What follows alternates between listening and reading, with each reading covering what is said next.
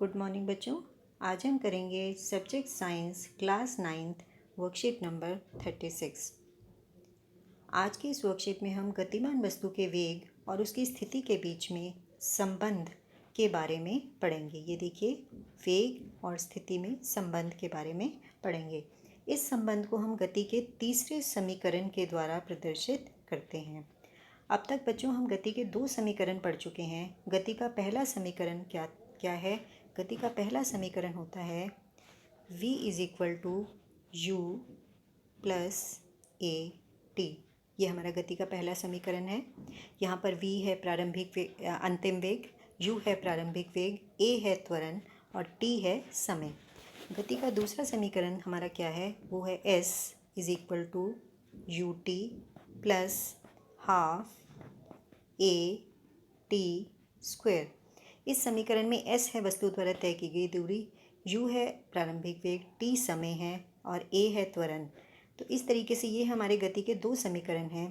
तो इनके बारे में हम पढ़ चुके हैं अपनी पिछली दो वर्कशीट्स में बच्चों, यानी कि वर्कशीट नंबर 34 और 35। इन दोनों वर्कशीट्स में हमने इन समीकरणों को ग्राफीय विधि के द्वारा प्राप्त करने की विधि पढ़ी थी।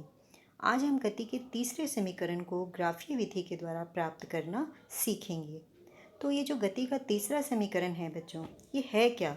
तो ये गति का तीसरा समीकरण यहाँ पर लिखा हुआ है बच्चों। सबसे पहली लाइन में पहले हमें वो पता होना चाहिए कि गति का तीसरा समीकरण है क्या।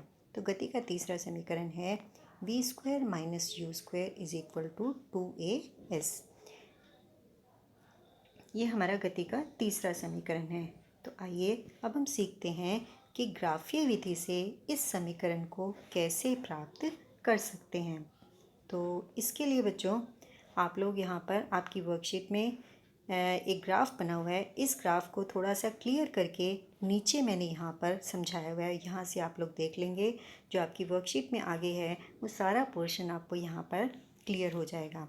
तो सबसे पहले इसकी हेडिंग देखेंगे कि इसकी हेडिंग जो है वो यहाँ पर क्या लिखी हुई है। इसकी हेडिंग है कि गति के तीसरे समीकरण को एक समान त्वरण के वेग समय ग्राफ के द्वारा प्राप्त करना। यानी तीसरे समीकरण को एक समान त्वरण का जो ग्राफ होता है, वेग और समय के बीच में बनाया जाता है, उस ग्राफ से हम प्राप्त कैसे कर सकते हैं वो हमने देखना है। तो बच्चों ये जो ग्राफ है आप लोग देख रहे हो, ये ग्राफ वेग समय ग्राफ है। यहाँ पर ये देखिए, वेग समय ग्राफ का मतलब क्या है कि ये हमारा y अक्ष है, ये वाला, ठीक है, और ये हमारा x अक्ष है। तो x अक्ष पर हमने लिया है समय और y अक्ष पर हमने लिया है वेग। तो इस ग्राफ को हम वेग समय ग्राफ कहते हैं।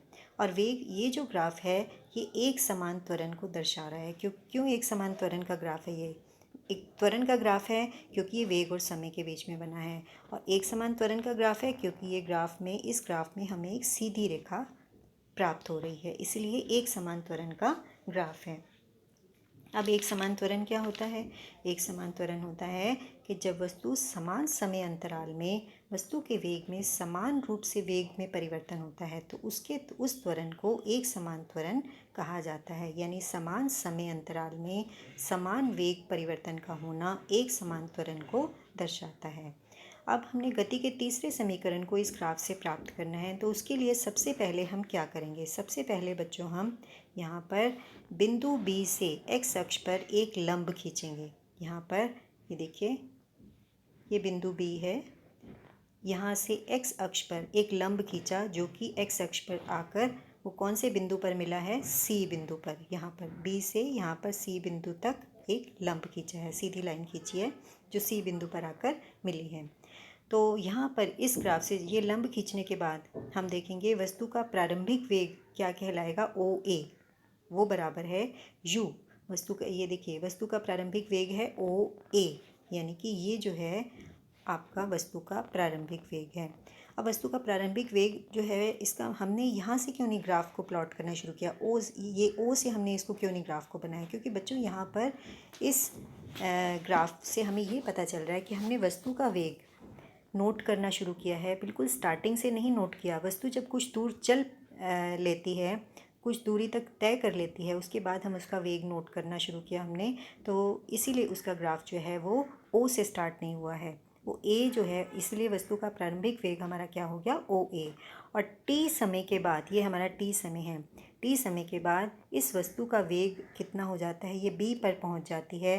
तो टी समय के बाद वस्तु का वेग जो है वो यहाँ पर ये वस्तु का वेग हो गया है v। तो v निकालने के लिए v हमारा किसके बराबर हो जाएगा, यहाँ पर ये देखिए वस्तु का प्रारंभिक वेग ओ ए बराबर यू के, और टी समय को, जिसको कि हम टी समय को किससे दर्शाते हैं, ओ सी। ठीक है, टी समय ओ सी के बाद वस्तु का वेग बढ़कर हो जाता है v। तो वस्तु का अंतिम वेग कितना हो जाएगा, बी सी। अंतिम वेग को हम बी सी से दिखाएंगे। ये देखिए बी सी जो है वो वस्तु का अंतिम वेग है, और अंतिम वेग के लिए हम v अक्षर का प्रयोग करते हैं। तो वस्तु का अंतिम वेग जो हो गया वो v हो गया।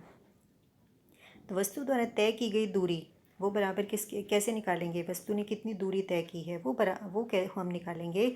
वस्तु द्वारा तय की गई दूरी बराबर होती है ओ ए बी सी का क्षेत्रफल। ये देखिए ऊपर ओ ए बी सी क्या है हमारे पास, ये देखिए ये यहाँ पर ये एक ग्राफ है, ये ग्राफ जो हमें मिला है, तो इसके नीचे का जो ग्राफ का जो नीचे वाला एरिया है यहाँ पर, ये सारा ये जो एरिया है ये सारा हमें बताता है वस्तु द्वारा तय की गई दूरी। तो हम इस एरिया का जो है, यानी इस ये जो आकृति हमें मिली है, इस आकृति में इस जगह का जो क्षेत्रफल है वो हमने निकालना है।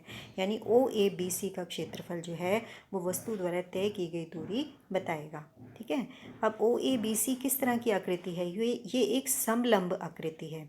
तो इसका मतलब ये है वस्तु द्वारा तय की गई दूरी के लिए हमें ओ ए बी सी जो कि एक समलंब है, इसका क्षेत्रफल निकालना पड़ेगा। तो समलंब का क्षेत्रफल निकालने के लिए जो फॉर्मूला होता है वो है, आप यहाँ पर हम वो फॉर्मूला, अब ओ ए बी सी एक समलंब है, यहाँ देखिए ये लिखा भी है कि ओ ए बी सी जो है, यहाँ पर ओ ए बी सी जो आकृति बनी थी वो एक समलंब आकृति बनी थी। समलंब का क्षेत्रफल किसके बराबर होता है, हाफ इंटू हाइट, ये ओ सी जो है हाइट है, ठीक है, और into sum of parallel sides, यानी जो समानांतर जो लाइंस होती हैं उस समलंब में, समानांतर जो रेखाएं होती हैं उन रेखाओं का जोड़ करते हैं और उसको मल्टीप्लाई करते हैं हाइट से, और इनटू करते हैं हाफ, यानी half into height into sum of parallel sides. ये होता है हमारा समलंब का क्षेत्रफल निकालने के लिए फॉर्मूला। ठीक है, अब यहाँ पर ओ सी क्या है, हाफ इंटू ओ सी, ओ सी को हाइट लिया है यहाँ पर। अब ओ सी देखिए, ये देखिए ओ सी जो है इसकी हाइट है। ठीक है, ओ सी जो है समलंब की हाइट है, और इसकी पैरेलल साइड्स कौन सी हैं, एक ओ ए है और एक बी सी है, ये दोनों पैरेलल साइड्स हैं, यानी कि हाफ इंटू ओ सी जो कि हाइट है इंटू ओ ए प्लस बी सी। ठीक है, अब इसमें ओ सी जो है वो किसके बराबर है, टी के बराबर है। ये देखिए ओ सी जो है वो किसके बराबर है, टी है, ओ सी बराबर टी के, इंटू ओ ए और बी सी क्या है, ओ ए बराबर है यू के। ये देखिए ओ ए हमने अभी देखा था कि ओ ए जो है वो यू के बराबर है, और बी सी जो है वो वी के बराबर है। यानी यहाँ पर हम क्या लिख सकते हैं, यहाँ पर हम ओ ए और बी सी की जगह पर हमने लिख दिया यू प्लस वी। अब इसको आगे सॉल्व करेंगे, हाफ इंटू टी जो है उसको हम टी बाई टू लिख सकते हैं। ये देखिए हाफ इंटू टी, इसको हम टी बाई टू लिख सकते हैं इंटू यू प्लस वी। ठीक है, अब टी की जगह पर यहाँ पर एक हमने फार्मूला पहले भी पढ़ा था, जो गति का पहला समीकरण पढ़ा था, v is equal to u plus a t. इससे हम t की वैल्यू निकालेंगे। तो यहाँ से जब हम t फाइंड करेंगे इसी समीकरण से, तो t बराबर हो जाएगा v माइनस यू अपॉन ए।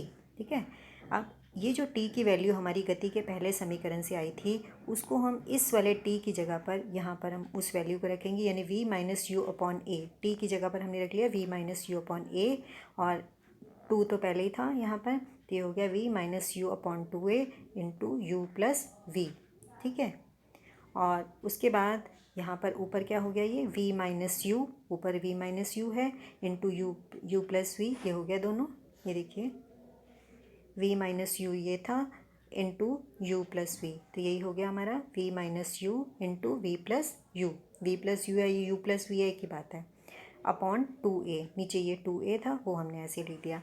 अब ये हमारा इन दोनों को, ये जो दोनों हैं इन दोनों को जब हम मिलाते हैं, तो ये आपने एक मैथ्स का रूल है कि a plus b into a minus b वो बराबर होता है a square minus b square, यानी v square minus u square के ये बराबर हो जाएगा, v minus u into v plus u. ठीक है, इन दोनों को जब हम इकट्ठा करेंगे तो ये आंसर हमारा आ जाएगा v² माइनस u², ठीक है, अपॉन 2a, ठीक है। और इन दोनों को उसके बाद इन दोनों को हम क्या कर देंगे, क्रॉस मल्टीप्लाई कर देंगे, तो ये हो जाएगा 2as, ये हो जाएगा, इसका आंसर हो गया v² माइनस u², और इन दोनों को इकट्ठा क्रॉस मल्टीप्लाई कर दिया तो ये हो गया 2as। तो ये हमारा समीकरण क्या बन गया, फाइनली गति का तीसरा समीकरण हो गया 2as बराबर v² माइनस u²। ये हो गया गति का तीसरा समीकरण ग्राफीय विधि के द्वारा कैसे प्राप्त किया जाता है। अब इसके बाद एक एग्जाम्पल आपको इसके अंदर दिया हुआ है बच्चों, गति के तीसरे समीकरण से संबंधित ही है ये। एक 12 मीटर प्रति सेकंड के वेग से चलती हुई कार पर ब्रेक लगाए जाने पर 6 मीटर प्रति सेकंड स्क्वायर के त्वरण कार की विपरीत दिशा में जो है वो रुक जाती है, यानी ये उसका त्वरण दिया हुआ है यहाँ पर। और 12 मीटर प्रति सेकंड ये हो गया हमारा u, इसमें यहाँ पर ये हमारा हो गया u, ये हो गया त्वरण। अब ये विपरीत दिशा में है त्वरण, यानी कि a दिया हुआ है, ये a हो गया, लेकिन इसको हम माइनस में लेंगे, -6, क्योंकि ये विपरीत दिशा में है, ठीक है। और उसके बाद है ये हो गया हमारा u, a और u दो चीज़ें इसके अंदर दी हुई हैं, और ये है हमारा समय, 2 सेकंड के बाद उसे रुकने में 2 सेकंड का समय लगता है, तो 2 सेकंड हो गया समय। तो इस क्वेश्चन में हमें a भी दिया हुआ है, u भी दिया हुआ है और t, ये चीज़ें दी हुई हैं, और कार द्वारा तय की गई दूरी हमने निकालनी है, यानी s निकालना है।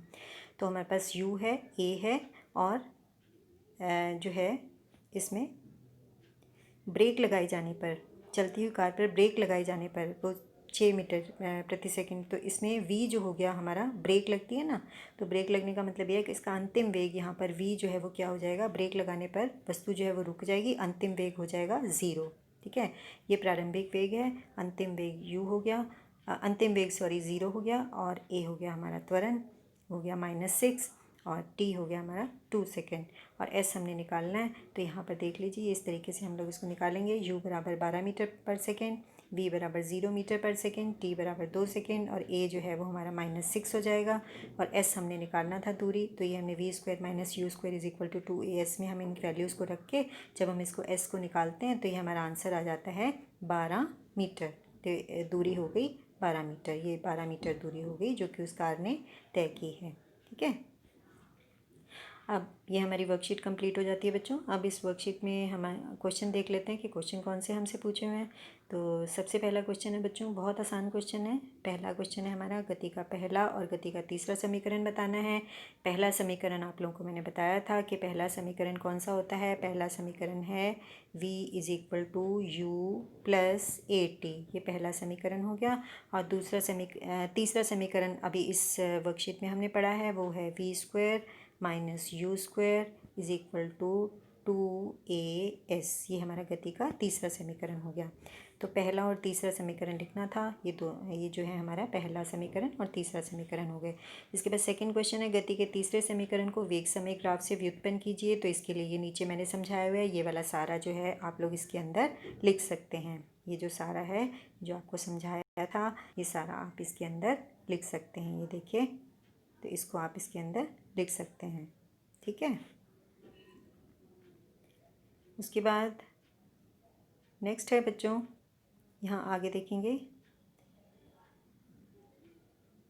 अगला क्वेश्चन है हमारा, एक कार विराम अवस्था से चलना शुरू करती है और 5 मिनट में वो 10 मीटर प्रति सेकंड का वेग प्राप्त कर लेती है।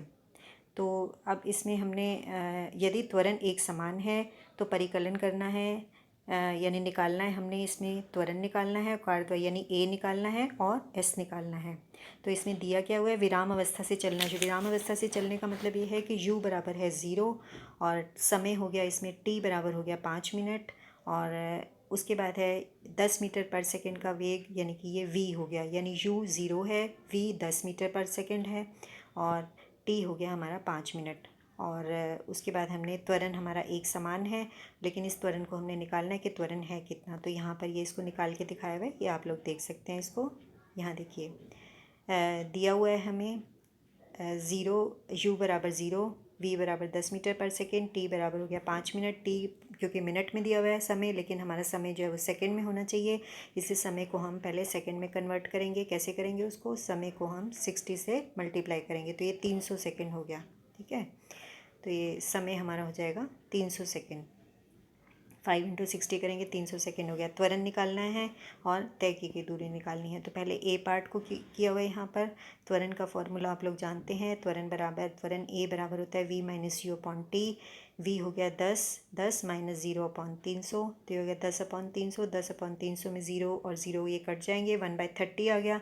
तो 1/30 मीटर पर सेकेंड स्क्वायर, ये आंसर हो गया हमारा त्वरण का ए पार्ट का आंसर हो गया। उसके बाद हमने निकालना है सेकेंड पार्ट।